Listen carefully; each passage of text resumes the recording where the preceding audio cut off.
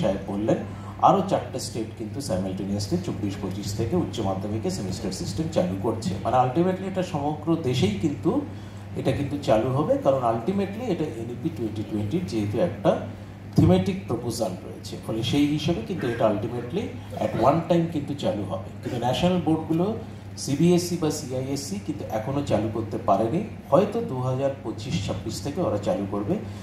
কারণ CBSE controller of examination doctor Sanyam ভারদ্বাজের সাথে আমার কথাও হয়েছিল, ওর একটা অনুষ্ঠানে দেখা হয়েছিল। ওনারা যেটা মেজর প্রবলেম হচ্ছে, ওনাদের এতগুলো সাবজেক্ট নিয়ে পরীক্ষা হয়, সেটাকে হাউ টু ম্যানেজ, সেটা নিয়ে ওরা খুব চিন্তায় আছেন।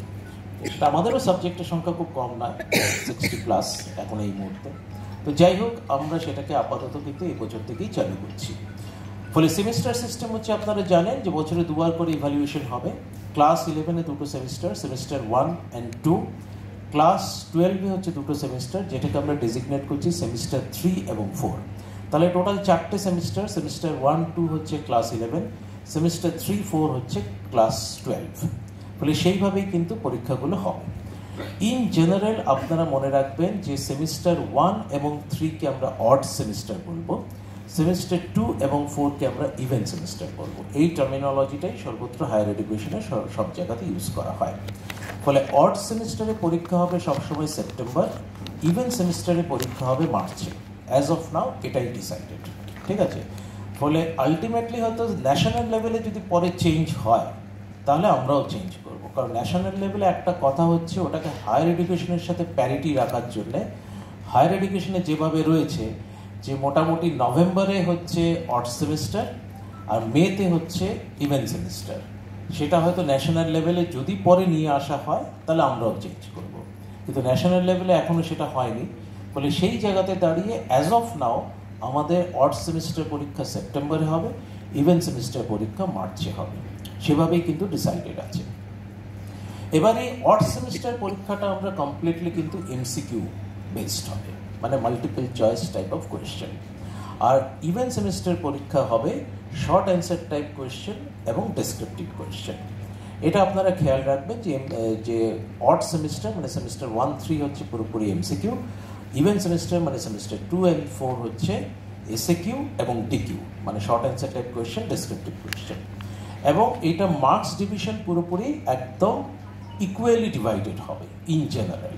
সে ফর এক্সাম্পল আপনারা জানেন যে প্র্যাকটিক্যাল বেস সাবজেক্ট সবসময় 70-30 হয়। 70 হচ্ছে থিওরি, 30 হচ্ছে প্র্যাকটিক্যাল। সেখানে ওই 70 যে থিওরিটা রয়েছে সেটা ইকুয়ালি ডিভাইডেড হয়ে যাবে, 35 অড সেমিস্টার, 35 ইভেন সেমিস্টার। ঠিক সিমিলারলি প্রজেক্ট বেস সাবজেক্ট যেগুলো রয়েছে, প্রজেক্ট বেস সাবজেক্ট হচ্ছে 80-20 হয়। 80-20 হচ্ছে প্রজেক্ট বেস সাবজেক্ট। ফলে 80 থিওরি, সেটা কিন্তু 2টো সেমিস্টারে ডিভাইডেড হচ্ছে, অড সেমিস্টার 40, ইভেন সেমিস্টার 40। আর প্রজেক্টের নাম্বার কিন্তু 20 থাকছে। প্রজেক্ট আর প্র্যাকটিক্যাল, প্রজেক্ট হচ্ছে 20, প্র্যাকটিক্যাল হচ্ছে 30। সেটা কিন্তু অ্যানুয়ালি যেভাবে এখন ইভ্যালুয়েটেড হয় সেভাবেই কিন্তু ইভ্যালুয়েটেড হবে। ওটা কিন্তু সেমিস্টার সিস্টেমে তার কোনো প্রভাব কিন্তু পড়ছে না। যেভাবে এখন আপনারা নেন প্রজেক্ট বা প্র্যাকটিক্যালে, যেভাবে আপনারা ইভ্যালুয়েট করেন সেভাবেই কিন্তু ইভ্যালুয়েশন হবে।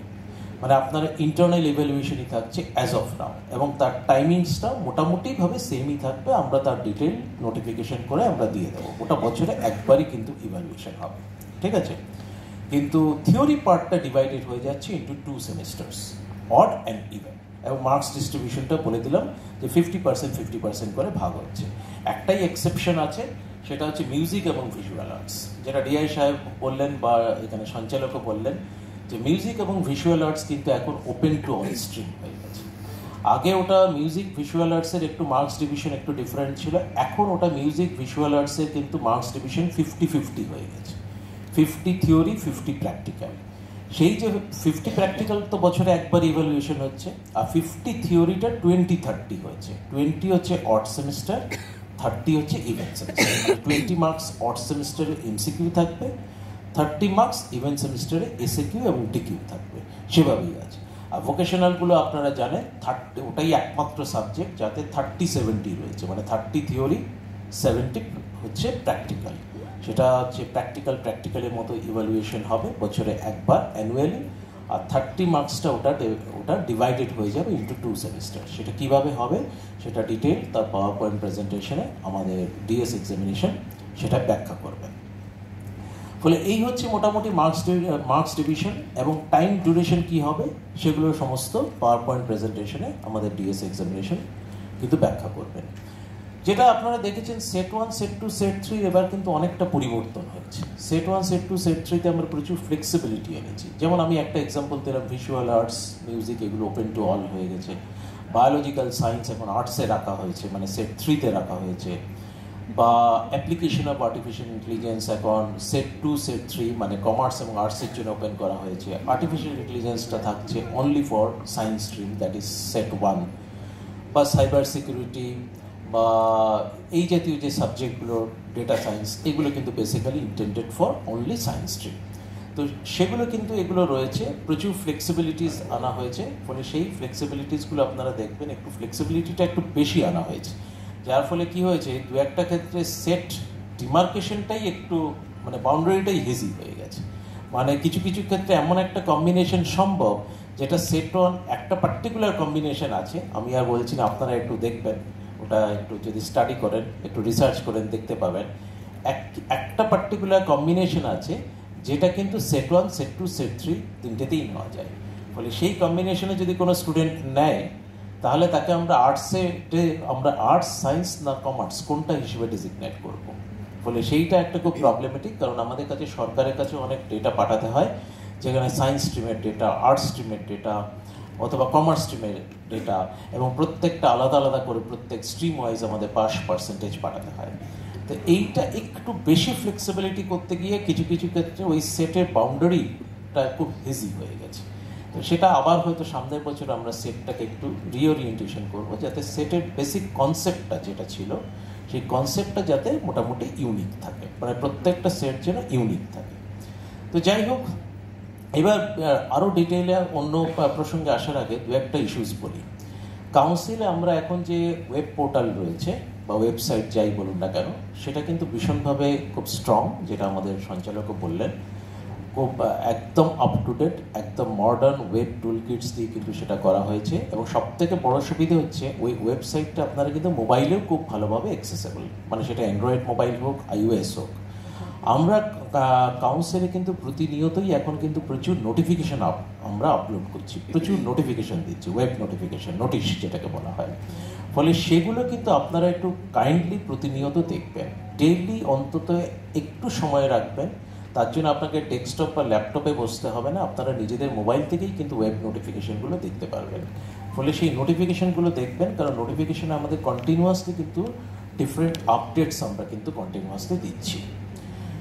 তারপর হচ্ছে আরেকটা খুব গুরুত্বপূর্ণ জিনিস, এই নোটিফিকেশন প্রসঙ্গেই বলি। একটা নোটিফিকেশন দেওয়া হয়েছে কাউন্সিলে, আপনারা জানেন যে আমাদের রেজিস্ট্রেশন বলে কিন্তু কোনো কনসেপ্ট কখনো ছিল না। মানে একবার যদি কেউ রেজিস্ট্রেশন করে আর ফার্দার রেজিস্ট্রেশন করার কোনো স্কোপ থাকে না। এবারই প্রথম যেহেতু সেমিস্টার সিস্টেম ইন্ট্রোডিউসড হচ্ছে, আমরা কিন্তু একটা রেজিস্ট্রেশনের কনসেপ্ট কিন্তু রেখেছি। মানে অলরেডি রেজিস্টার্ড স্টুডেন্টও সে কিন্তু রেজিস্টার্ড করতে পারবে। এখানে দুটো ক্যাটাগরি আছে।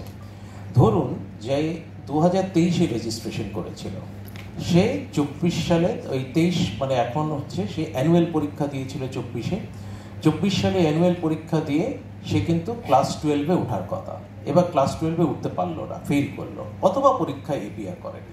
পরীক্ষায় এপিআর না করা আর ফেল করা দুটো কিন্তু আইডেন্টিক্যাল বেসিক্যালি, ঠিক আছে? সব জায়গাতেই আমরা সেভাবেই কিন্তু ট্রিট করি, সেমিস্টার সিস্টেমও তাই করবো। কোনো পরীক্ষায় যদি কেউ এপিআর না করে, that is equivalent to as if he or she has failed in that particular subject. এবার ধরা যাক সে 2023-এ রেজিস্টার্ড স্টুডেন্ট, সে 24-এ অ্যানুয়াল পরীক্ষাতে 11 থেকে 12-এ উঠতে পারলো না, তার মানে সে 11-এ থেকে গেল। সে কিন্তু ম্যান্ডেটরিলি কিন্তু এখন রেজিস্ট্রেশন করবে ক্লাস 11-এ ইন দ্য সেমিস্টার সিস্টেম। এটা শুধু 23-এর রেজিস্ট্রেশনের ক্ষেত্রে নয়, এটা 22, 21, 20, 19, হ্যাঁ, 18, 17 এবং 16, স্টার্টিং ফ্রম 2016 থেকে, মানে 2016-তে রেজিস্টার্ড স্টুডেন্ট অথবা তার পরবর্তী এরকম যদি কোনো স্টুডেন্ট থাকে যে রেজিস্ট্রেশন করেছে অথচ সে ক্লাস 12-এ প্রমোটেড হয়নি, 11 ফেল, তারা যদি স্টাডি কন্টিনিউ করতে চায় তাদেরকে ম্যান্ডেটরিলি কিন্তু রেজিস্ট্রেশন করতে হবে। এবং রি-রেজিস্ট্রেশন করে তারা নতুন করে সেমিস্টার সিস্টেমে তারা ঢুকবে। ফলে এই জাতীয় ক্ষেত্রে আপনাদের অলরেডি কিন্তু রি-রেজিস্ট্রেশন ট্যাব কিন্তু অ্যাক্টিভ রয়েছে স্কুল পোর্টালে। আপনারা দেখবেন, সেখানে যাবেন, স্কুল লগ ইন করবেন, রেজিস্ট্রেশনের আন্ডারে নিউ রেজিস্ট্রেশন আছে, রি-রেজিস্ট্রেশন আছে। রি-রেজিস্ট্রেশন ট্যাবে যদি যান, আপনারা ওখানে দুটো বক্স পাবেন। একটাতে হচ্ছে রেজিস্ট্রেশন নাম্বার লেখার বক্স আছে, আরেকটাতে ইয়ার লেখার জায়গা আছে।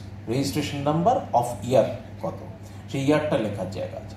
আপনারা লিখবেন, লিখে ওখানে সাবমিট করবেন।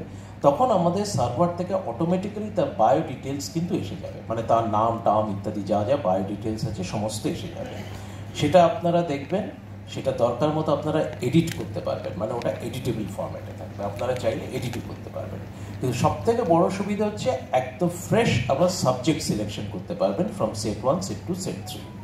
ফলে আগে যদি কেউ সায়েন্সে থেকে থাকে, সে আবার এখন চাইলে হিউম্যানিটিস নিতে পারে, অথবা ভাইস ভার্সা, যা খুশি হতে পারে। ফলে আগে কি সাবজেক্ট কম্বিনেশন ছিল, দ্যাট ইজ ইমেটেরিয়াল, সে আবার ফ্রেশ করে কিন্তু সাবজেক্ট সিলেকশন করতে পারবে। ফলে রি-রেজিস্ট্রেশনে কিন্তু এই সুবিধাটা রয়েছে। ফলে আপনাদের কিন্তু রি-রেজিস্ট্রেশন এরকম যদি কেউ থাকে যে যারা ক্লাস 11 ফেল করেছে, নট অনলি 2023-এর রেজিস্ট্রেশন, তার আগের রেজিস্ট্রেশন আপ টু 2016, তাদেরকে কিন্তু আপনারা ইনফর্ম করবেন এবং তাদেরকে আপনারা রি-রেজিস্ট্রেশন কিন্তু করাতে পারবেন। ঠিক আছে? ফলে রি-রেজিস্ট্রেশনটা কিন্তু রেজিস্ট্রেশনের সঙ্গেই হচ্ছে। দুটোরই last date as of now 30th June. কিন্তু 30th জুনটা যে মানে রি-রেজিস্ট্রেশন ট্যাবটা ওপেনই হয়েছে হার্ডলি 2-3 দিন আগে। ওকে, ফলে তার জন্য আমরা ওভারঅল আমরা টাইমটা একটু বাড়াবো। তার নোটিফিকেশন হয়তো 28-29 তারিখ নাগাদ আপনারা দেখে নেবেন। কিন্তু আপনারা চেষ্টা করবেন অ্যাজ আর্লি অ্যাজ পসিবল যাতে রেজিস্ট্রেশন বা রি-রেজিস্ট্রেশন সবই কমপ্লিট করা যায়। এটা হচ্ছে 11 ফেইল ক্যান্ডিডেট। 11 ফেইল ক্যান্ডিডেট যদি আবার স্টাডি কন্টিনিউ করতে চায়, তাদের ম্যান্ডেটরিলি কিন্তু রি-রেজিস্ট্রেশন করতে হবে বাধ্যতামূলকভাবে। ঠিক আছে? এবং বাধ্যতামূলকভাবে রি-রেজিস্ট্রেশন করতে হবে। শুধু রেজিস্ট্রেশন নাম্বারটা দেবেন, দিলেই তার বায়ো ডিটেলস চলে আসছে এবং তাকে নতুন করে সাবজেক্ট সিলেকশন করে আবার নতুন করে ঠিক যেভাবে ফ্রেশ রেজিস্ট্রেশন হয় সেভাবে করবেন। সেখানে শুধু একটাই কন্ডিশন হচ্ছে, তার রেজিস্ট্রেশন সার্টিফিকেটটা আপনারা কিন্তু জমা রেখে দেবেন। ওল্ড যে রেজিস্ট্রেশন সার্টিফিকেট সেটা কিন্তু স্কুলে আপনারা জমা রেখে দেবেন। ঠিক আছে? তাদের অ্যাকচুয়ালি রেজিস্ট্রেশনটা অটোমেটিক্যালি ক্যান্সেলড, আমাদের ব্যাকএন্ড থেকে কিন্তু তাদের ওল্ড রেজিস্ট্রেশন কিন্তু ক্যান্সেল করে দেওয়া হয়েছে। কিন্তু শুধু রেজিস্ট্রেশন সার্টিফিকেটটা আপনারা কালেক্ট করে আপনাদের স্কুল এন্ডে আপনাদের কাস্টডিতে কিন্তু রেখে দেবেন। ঠিক আছে? এবার আরেকটা কেস হচ্ছে যারা 12 ফেল, ধরা যাক 2024-এ যারা উচ্চ মাধ্যমিক দিয়েছিল, তারা হচ্ছে অলরেডি 90% পাস করেছে, অ্যারাউন্ড 10% ফেল করেছে। এবার এই যে 10% ফেল করেছে, 10% মানে প্রায় 80,000-এর কাছাকাছি ফেল করেছে, তাদের মধ্যে কেউ মানে তারা বেশিরভাগই তারা সিসি বা স্পেশাল হিসেবে কন্টিনিউ করবে। কিন্তু কেউ চাইতে পারে, মানে আমার কাছে এরকম বেশ কিছু রিকোয়েস্ট এসছে, কেউ চাইতে পারে যে তারা রি-রেজিস্ট্রেশন করে আবার ফ্রেশ স্টার্ট করবে to take the advantage of the semester system. সেটাও কিন্তু permitted, but that is optional, এটা ম্যান্ডেটরি নয়। ফলে যারা 12 ফেল করেছে, তারা 2024-এর এইচএসি হোক, মানে আপ টু 2016 পর্যন্ত যারা রেজিস্ট্রেশন করেছে, 2016 রেজিস্ট্রেশন করেছে অথবা তারপর এরকম কোনো ক্যান্ডিডেট যদি থাকে, এরকম আমাদের তো প্রচুর ব্যাকলগ ক্যান্ডিডেট থাকে, ফলে এরকম যদি কোনো ক্যান্ডিডেট থাকে যারা 2016 অথবা তারপর রেজিস্ট্রেশন করেছে অথচ 12 পাস করতে পারেনি, তারা কিন্তু রি-রেজিস্ট্রেশনের অপশন পাবে, দ্যাট ইজ অপশনাল। ঠিক আছে? তারা কিন্তু সিসি কন্টিনিউ হিসেবে, সিসি স্পেশাল হিসেবে কন্টিনিউ করতেই পারে, কিন্তু তারা যদি চায় তারা রি-রেজিস্ট্রেশন করতে পারে। প্রসেসটা এক্স্যাক্টলি আইডেন্টিক্যাল। রি-রেজিস্ট্রেশন ট্যাবে যাবেন, রেজিস্ট্রেশন নাম্বার ইয়ার দেবেন, সাবমিট করবেন, করলে তার টোটাল বায়ো ডিটেলস আসবে, সেটাকে আপনারা চেক করবেন, দরকার মতো এডিট করবেন, করে ফ্রেশ সাবজেক্ট সিলেকশন হবে। আগে হয়তো সে কোনো সায়েন্স নিয়েছিল, এখন হয়তো হিউম্যানিটিস বা কমার্স নিয়ে পড়তে পারে, বা অন্য যে কোনো হয়তো সায়েন্সের মধ্যেই হয়তো একটা কম্বিনেশন চেঞ্জ করবে। Everything is permitted. ঠিক আছে? ফলে সব কিছুই কিন্তু পারমিটেড। ফলে আবার একদম সাবজেক্ট সিলেকশন করে আবার ফ্রেশ সাবমিট করবেন। কিন্তু এখানে একটা জিনিস একটু কেয়ারফুল থাকবে, এটা কিন্তু তার রেজিস্ট্রেশন ব্যাকএন্ড থেকে আমরা কিন্তু ক্যান্সেল করছি না, ওটা আপনারা ফিল আপ করার পর সাবমিট করার পর অটোমেটিক্যালি ওল্ড রেজিস্ট্রেশন ক্যান্সেল হবে। সেক্ষেত্রে কিন্তু তার ওল্ড যেটা রেজিস্ট্রেশন সার্টিফিকেট অবশ্যই রাখবেন, তার যে ফেল করেছে এইচএস ফেল তার মার্কশিটটা রাখবেন, এবং এইচএসের যে অ্যাডমিট কার্ড ছিল সেটাও আপনারা রাখবেন। এই 3টে ডকুমেন্ট কিন্তু এই জাতীয় 12 ফেল ক্যান্ডিডেটের থেকে আপনাদের নিতে হবে এবং আপনারা আপনাদের কাস্টডিতে রাখবেন। আমরা যখন বলবো এই জাতীয় ক্যান্ডিডেটের, তাদের এইসব ডকুমেন্ট হয়তো কাউন্সিল আপনাদের থেকে চেয়ে নেবে, কিন্তু 11 ফেল যারা আছে তাদের কোনো ডকুমেন্ট আমরা চাইবো না, ওটা শুধু আপনাদের কাস্টডিতে রেখে দেবেন, কারণ তাদের ব্যাক এন্ডে কিন্তু অলরেডি রেজিস্ট্রেশন ক্যান্সেলড। কিন্তু 12 ফেল যারা, তাদের কিন্তু রেজিস্ট্রেশন ক্যান্সেল নয়, কারণ তারা কিন্তু সিসি স্পেশাল হিসেবে কন্টিনিউ করতে পারে। তারা নিজেরা স্বেচ্ছায় চুজ করেছে যে আমি রেজিস্ট্রেশন ক্যান্সেল করে আমি আবার নতুন করে রেজিস্ট্রেশন করব to take the advantage of the semester system. ফলে তাদের কিন্তু সমস্ত মেটেরিয়ালগুলো, মানে মেটেরিয়াল মানে কী কী আছে, registration certificate, HS admit card, fail করেছে এইচএসের মার্কশিট, এগুলো কিন্তু আপনারা কালেক্ট করে আপনাদের কাস্টডিতে রাখবেন। As and when required council যখন বলবে আপনারা কাউন্সিলের কাছে সেগুলো জমা দিয়ে দেবেন, ঠিক আছে? ফলে এই ব্যাপারগুলো কিন্তু খেয়াল রাখবেন।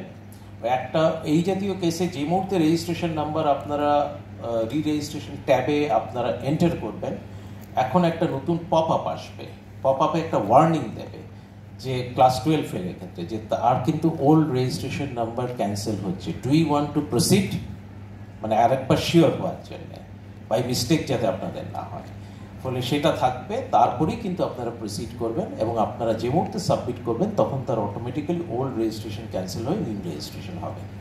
ফলে এই দুটো জিনিস কিন্তু একটু খেয়াল রাখবেন। এটা আমরা নোটিফিকেশন দিয়েছি, নোটিফিকেশনে অনেকটাই আছে, অত ডিটেল আমি যা বললাম অতটা ডিটেলে ডেফিনেটলি নেই, সেটা সম্ভব হয় না, নোটিফিকেশনে অত ডিটেল দেওয়া সম্ভব হয় না।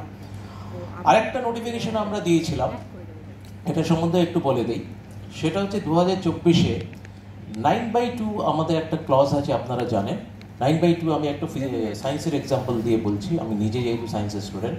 ধরা যাক তার বাংলা ইংলিশ নিয়েছে, ফিজিক্স কেমিস্ট্রি ম্যাথস নিয়েছে, তার সাথে বায়োলজি নিয়েছে। সে ফিজিক্সে ফেল করলো, বায়োলজিতে পাশ করলো। বায়োলজি তার অপশনাল ইলেকটিভ ছিল, আর ফিজিক্স কেমিস্ট্রি ম্যাথস হচ্ছে কম্পালসারি ইলেকটিভ ছিল। সেক্ষেত্রে ফিজিক্স আর বায়োলজির মধ্যে সোয়াপিং হয়ে যাচ্ছে, মানে ইন্টারচেঞ্জ হচ্ছে। বায়োলজি এসে গেল compulsory elective, physics optional elective. সে ফিজিক্সে ফেল করলো, কিন্তু সে আলটিমেটলি এইচএস পাস। তো 9/2 অ্যাপ্লাই করে এবার সায়েন্স স্ট্রিমে, মানে সেট 1-এ যারা 9/2-তে পাস করেছে, তাদের মধ্যে 80 to 85% ক্যান্ডিডেট কিন্তু ফিজিক্সে ফেল করেছে এবছর 2024-এ। তার কারণটা কি? আপনাদের এখানে অনেকেই হয়তো ফিজিক্সের টিচার আছেন। ফিজিক্সের পেপারটা রিলেটিভলি টাফ হয়েছে, যদি এটা আমি বুঝি, আমি নিজে সায়েন্স স্ট্রিমের স্টুডেন্ট, আমি নিজে বুঝিনি যে ওটা টাফ, কিন্তু যাই হোক স্টুডেন্টরা মনে করেছে, ইন জেনারেল স্টুডেন্ট মনে করেছে সেটা টাফ। হ্যাঁ, মানে তাদের পারফরমেন্স থেকে বোঝা যাচ্ছে যে সেটা টাফ। তো যাই হোক, তো 9/2-তে যারা পাশ করেছে সায়েন্স স্ট্রিমে, তাদের মধ্যে 80 to 85% স্টুডেন্ট কিন্তু ফিজিক্সে ফেল করেছে। এবার আমার কাছে প্রচুর রিকোয়েস্ট এসছে যে তারা আইদার ফিজিক্স অনার্স নিয়ে পড়তে চায়, অথবা তারা ইঞ্জিনিয়ারিং পড়বে। ইঞ্জিনিয়ারিং পড়বে মানে জয়েন্ট দেবে, WBJEE দেবে, JEE মেন্স দেবে, ইত্যাদি দেবে। অনেকে ইভেন JEE অ্যাডভান্সের অ্যাসপিরেন্টও আছে, তারা IIT পড়বে। হ্যাঁ, তো যাই হোক, এবার তাদের জন্যে এটা আপনাদের বলে দিই, এই জাতীয় কেস যেহেতু প্রচুর এসছে আমার কাছে, গাদা গাদা রিকোয়েস্ট এসছে, তাদের ক্ষেত্রে 9/2-তে 31শে জুলাই পর্যন্ত রেজাল্ট সারেন্ডার করার অপশন আছে, ঠিক আছে? 9/2-তে যারা পাস করেছে তারা রেজাল্ট কিন্তু সারেন্ডার করতে পারে। রেজাল্ট সারেন্ডার করে আবার 2025-এ পরীক্ষা দিতে পারে, এবং 2025-এ যখন ফর্ম ফিল আপ করবে, তখন ফর্ম ফিল আপ করার সময় একটা জিনিস খেয়াল রাখবেন, সে যেন মানে স্পেশাল ক্যান্ডিডেট হিসেবে নিজেকে চুজ করে। তাহলে শুধুমাত্র ফিজিক্সের জাস্ট পরীক্ষাটাই দেবে, কন্টিনিউইং হলে কিন্তু তাতে সব সাবজেক্ট কিন্তু এসে যাবে, সব কটাতেই কিন্তু দিতে হবে। ফলে সেটা বেশিরভাগ ক্ষেত্রেই ছাত্রছাত্রীরা চাইবে না, শুধু ফিজিক্সটা পাস করতে চাইবে। ফিজিক্সটা পাস করলে অবভিয়াসলি সেক্ষেত্রে তখন ফিজিক্স পাস হয়ে গেল, আর বায়োলজি বাকি সব সাবজেক্ট তো পাস হয়েই বসে আছে, তখন সে জয়েন্ট দিক বা যা খুশি করুক সবই তার কাছে ওপেন থাকবে। ফলে এটা কিন্তু স্পেসিফিক একটা নোটিফিকেশন দেওয়া হয়েছে।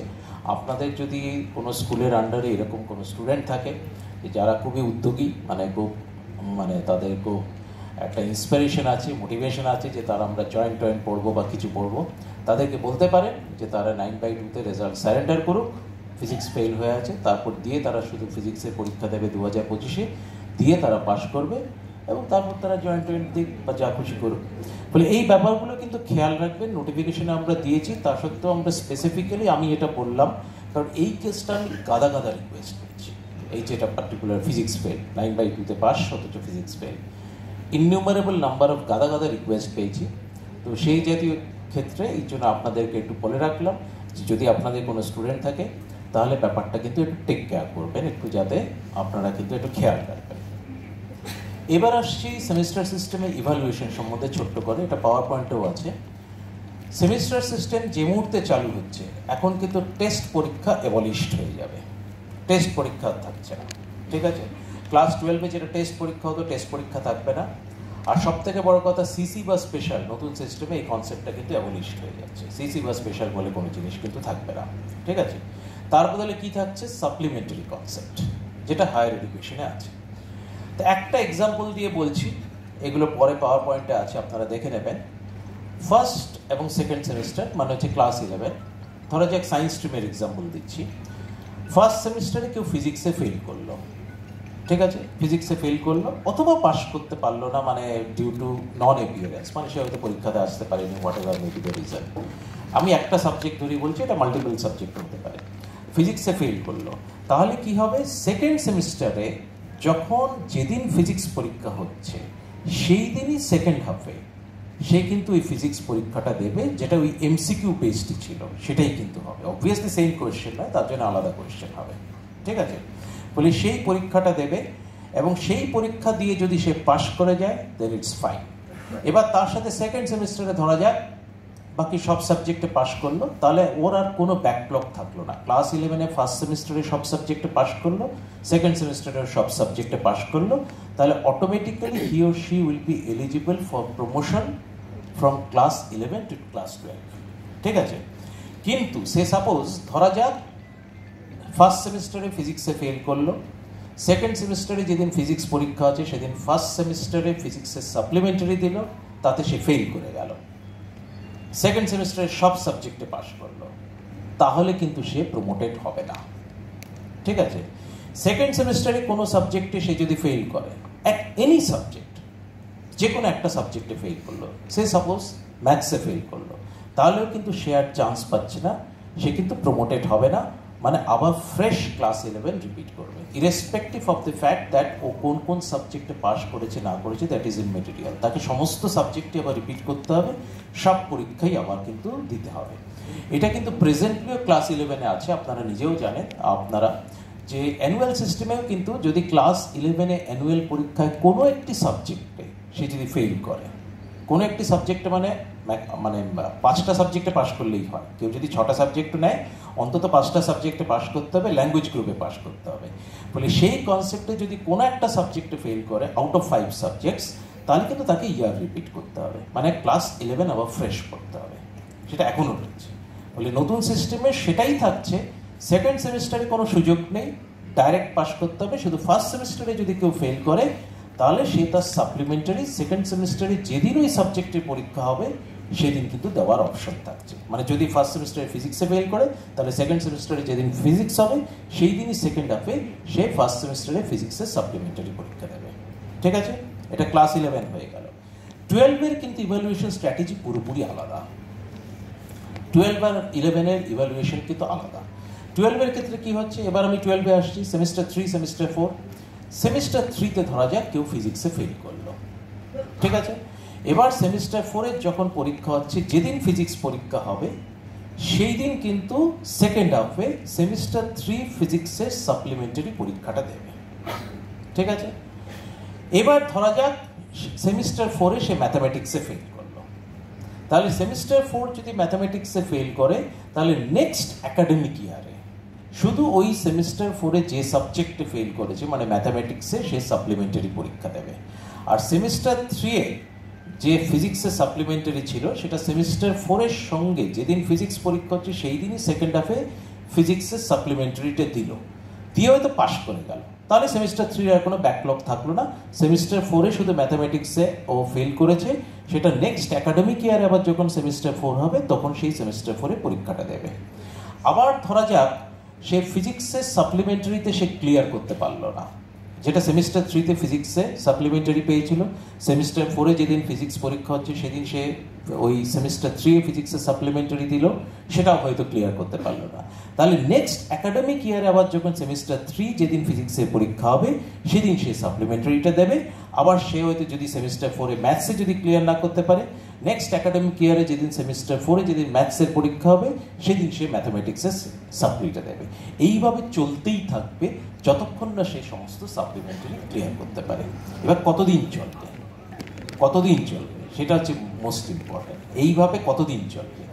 চলবে হচ্ছে 7 years from the year of registration including the year of registration. তার মানে 2024 সালে যে রেজিস্ট্রেশন করছে তাকে লেটেস্ট বাই 2030 সালের মধ্যে পাশ করে বেরোতে হবে।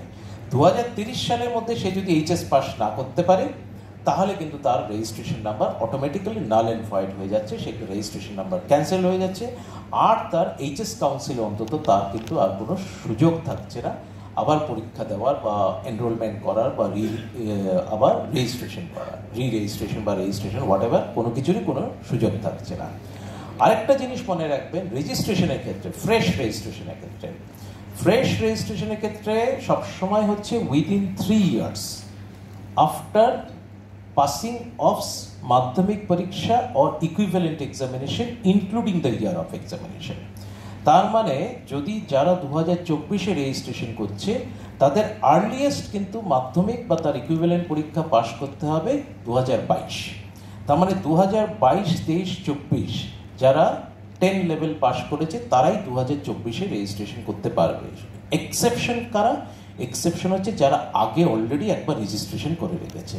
2018-তে কেউ হয়তো মাধ্যমিক পাশ করেছে, করে একবার রেজিস্ট্রেশনটা করে রেখেছে, কিন্তু সে 11 থেকে 12-এ উঠতে পারেনি, বা যে কোনো কারণে স্টাডি ডিসকন্টিনিউ করেছিল, কোভিড পিরিয়ডে অনেকেই বাইরে, অনেকে পিরিয়ডে গিয়েছিল, স্টাডিটা ডিসকন্টিনিউ করেছিল, তারা কিন্তু চাইলে আবার ফ্রেশ রেজিস্ট্রেশন করতে পারবে, যেহেতু সে অলরেডি একবার রেজিস্ট্রেশন করেছিল।